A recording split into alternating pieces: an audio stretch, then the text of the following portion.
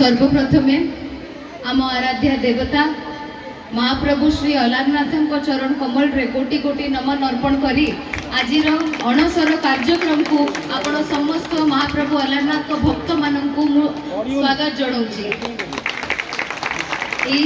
कार्यक्रम केवल गोटे भजन समारोह नहीं, यहाँ गोटे परंपरा।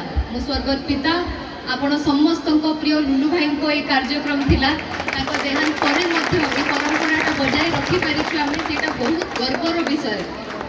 आज भी जितेबाला मु लोकों सह कथा होउथिली ब्रह्मगिरी रे मते पचारुथिले लुलु भाई को भजन समारोह आज होउछि तो आज पर्यंत से भावना से इमोशन बाबा प्रति से भल पाइबा आपण माने बजाय रखी। आज बहुत स्पेशल दिन आम दी वर्ष है मो ये कार्यक्रम करी आसुची गोटे भजन समारोह आम समस्ते बहुत स्नेहर सह आयोजन करी आसीचु।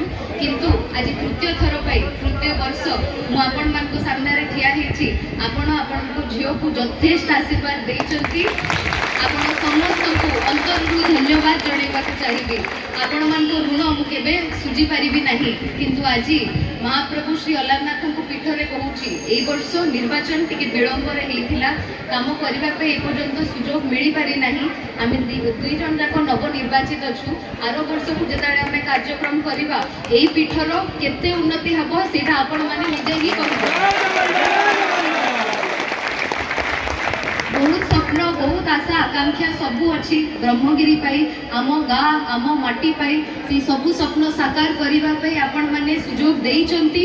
बड़ भाई डॉक्टर संबित पात्र आम मान्यवर सांसद महोदय आम समस्ते गोटे नूतन ओडिशा रे आज निश्वास नौचु।